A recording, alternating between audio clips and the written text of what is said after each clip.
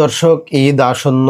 ঈদে আপনারা জানেন সারা বাংলাদেশে প্রতি বছরেই প্রচুর অ্যাক্সিডেন্ট হয়, দুর্ঘটনায় প্রচুর মানুষ মারা যায়। তো এবার ঈদ আসার আগেই, ঈদ আসন্ন আর একদিন পরে ঈদ, কিন্তু ঈদ আসার আগে মানুষ যে বিভিন্ন জেলায় অবস্থান করছিল, বিভিন্ন জেলার থেকে নিজের বাড়িতে ফেরার সময় মানুষ বিভিন্নভাবে দুর্ঘটনায় নিহত হচ্ছেন। ঠিক গতকালটা ছিল অত্যন্ত নির্মম একটা দিন। আপনারা হয়তো ইতিমধ্যে নিউজটি পেয়েছেন। ঢাকা টাঙ্গাইল যে মহাসড়ক, এই মহাসড়কের কালিহাতী নামক একটা স্থানে গতকাল ভোর রাতে, ভোর আনুমানিক 4টার দিকে রড বোঝাই একটি ট্রাক নিয়ন্ত্রণ হারিয়ে খাদের ভিতর উল্টে যায়। আর এই উল্টে যাওয়ার কারণেই স্পটেই 15 জন নিহত হয়। আপনারা যদি একটু গভীরভাবে লক্ষ্য করেন, এই 15 জন যে লোক নিহত হলো, এরা আসলে রড বোঝাই ট্রাকে থাকবে কেন? আপনারা জানেন ঈদ আসন্ন, আর ঈদের সময় আমরা যারা ঢাকাতে বা অন্যান্য জেলা শহরে অবস্থান করি, যখন নিজ জেলায় ফিরতে চাই, বিশেষ করে যারা খুব নিম্ন আয়ের মানুষ, আমরা আসলে অনেক টাকা দিয়ে টিকিট কেনা, ট্রেনের টিকিট যেহেতু পাওয়া যায় না, বাস বা আপনারা অন্যান্য যে পরিবহন ব্যবস্থা আছে সেগুলোতে যেখানে টিকিটের দাম 500-600, সেখানে 4-5 গুণ বেশি দামে অনেক সময় টিকিট কিনে বাসায় আসা লাগে, বিশেষ করে ঠিক ঈদের 1-2 দিন আগ মুহূর্তে।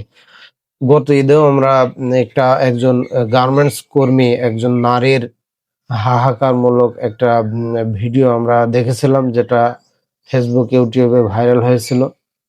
ওই মেয়েটা গার্মেন্টসে চাকরি করত, এবং ঈদের ঠিক একদিন আগে যখন সে বাড়ি আসতে চাচ্ছিল, তার কাছে 400-500 টাকার ভাড়া যখন 2000 টাকা চায়, তখন সে হাউমাউ করে কেঁদে ফেলেছিল। ঠিক এবারও একই ঘটনা ঘটেছে। গতকাল 25 মে সোমবার চিটাগাং থেকে যে রড বোঝাই ট্রাক উত্তরবঙ্গের দিকে যাচ্ছিল, ঠিক ওই ট্রাকে 24-25 জন যাত্রী ছিল। এই যাত্রীরা সবাই নিম্ন আয়ের মানুষ। তারা জানা গেছে তারা ধান কাটার জন্য বাইরের জেলায় গিয়েছিল, ধান কাটার শ্রমিক মূলত। তারা যখন বাড়িতে ফিরবে, তারা আসলে অনেক বেশি মূল্য দিয়ে টিকিট কাটা তাদের পক্ষে সম্ভব ছিল না। এই জন্য তারা ওই রড বোঝাই ট্রাকে একটা চুক্তি করে তারা ওই ট্রাকে সবাই উঠেছিল।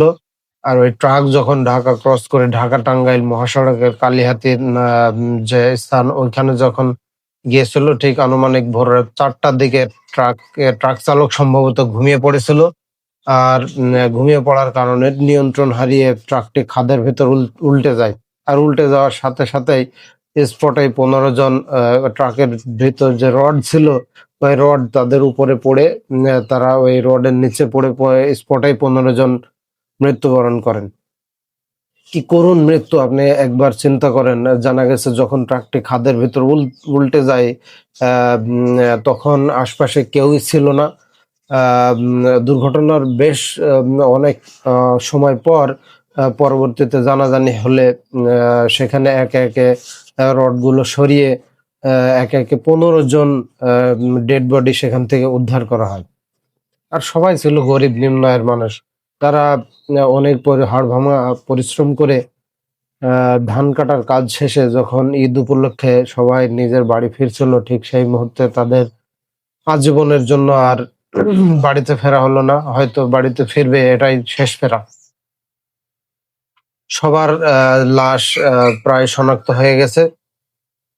আর তাদেরকে সরকার ক্ষতিপূরণ হিসেবে 15,000 টাকা করে যারা নিহত হয়েছেন তাদেরকে দেওয়া হয়েছে।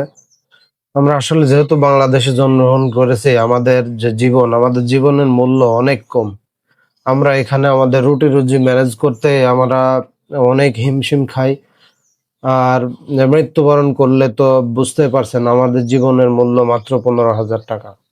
তাই আমাদের নিজেদেরকে সাবধান হতে হবে। আমরা যখন এই যে নিজেরা রিস্ক নিয়ে এই রড বোঝাই ট্রাকে উঠেছিলাম, আমরা কখনো এই কাজ করব না। আমরা চেষ্টা করব, ঈদের সময় আমরা অনেকেই জানি যে টিকিটের দাম অনেক বেশি হয়ে যায়, যেহেতু একটি জনবহুল দেশ।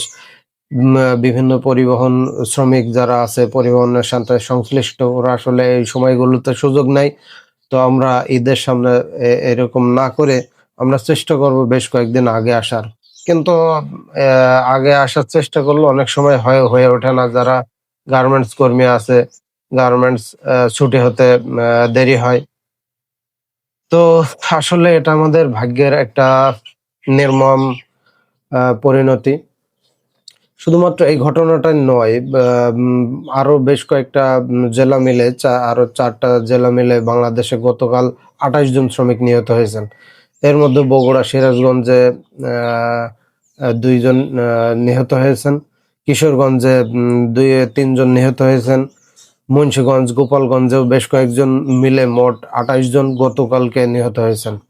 এখন ঈদ আসন্ন, ঈদের ঈদের দিন থেকে শুরু করে ঈদের বেশ কয়েকদিন পর পর্যন্ত এই দুর্ঘটনার হার মানে বাংলাদেশের পরিসংখ্যান অনুযায়ী আরো বাড়বে। তাই আপনারা অবশ্যই সাবধান থাকবেন। আর আপনারা জানেন গত ঈদে বাংলাদেশে সড়ক দুর্ঘটনার হার আমার মনে হয় সবচাইতে বেশি ছিল। গত ঈদে 351 জন নিহত হয়। আপনারা জানেন গত ঈদে দৌলতদিয়া যে ফেরিঘাট, ওই ফেরিঘাটে একটি বাস আপনার ট্রলারে ওঠার আগ মুহূর্তে নদীতে পড়ে যেয়ে আপনার ওখানে 26 জন নিহত হয়েছিল স্পটেই। একে একে 26টি লাশ ওই বাসের ভিতর থেকে নদীতে যখন পড়ে যায়, তোলা হয়েছিল মোট 26টি লাশ। এবং কুমিল্লার যে কুমিল্লার লেভেল ক্রসিং এ ট্রেন এবং বাসের মুখোমুখি ধাক্কায় ওখানে 12 জন ঘটনাস্থলেই নিহত হয়েছিল। এবং বিভিন্ন জেলায় মোটরসাইকেল দুর্ঘটনায়, পৃথক পৃথক মোটরসাইকেল দুর্ঘটনায় অনেকজন নিহত হয়েছিল, 135 জনের মতো।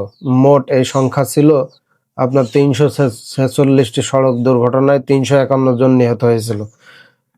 এবার যেহেতু ঈদ আসার আগেই আপনারা কালকের দিনটা যদি নিউজে খেয়াল করে থাকেন, গতকালকে পৃথকভাবে বেশ কয়েকজন 26 জন মতো মারা যায়। আপনারা অবশ্যই সাবধান থাকবেন, মোটরসাইকেল চালানোর ক্ষেত্রে অবশ্যই সাবধানতা অবলম্বন করবেন। আর একটি দুর্ঘটনা মানে আজীবনের কান্না, আমরা সড়কে বিভিন্ন স্থানে এটা লেখা দেখতে পাই, গাড়ির পিছনেও দেখতে পাই। আসলে এই দুর্ঘটনাটা যে পরিবারে ঘটেছে সেই পরিবারের লোকজনই জানে যে একটা দুর্ঘটনার যে আসল যে ক্ষতি, এটা আসলে কত। একটা পরিবারের একজন কর্মক্ষম মানুষ যখন মারা যায়, ওই পরিবারে আরো ডিপেন্ডেন্ট হিসেবে 4-5 জন থাকে, 6 জন থাকে, বৃদ্ধ মা বাবা থাকে, তাদের সন্তান থাকে, স্ত্রী থাকে। তারা সবাই আজীবনের জন্য একটা খুবই দুর্বিষহ জীবন তাদের জন্য নেমে আসে।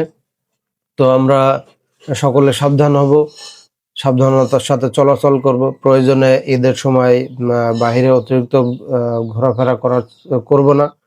তো সকলে ভালো থাকুন। দেখা হচ্ছে পরবর্তী কোনো ভিডিওতে।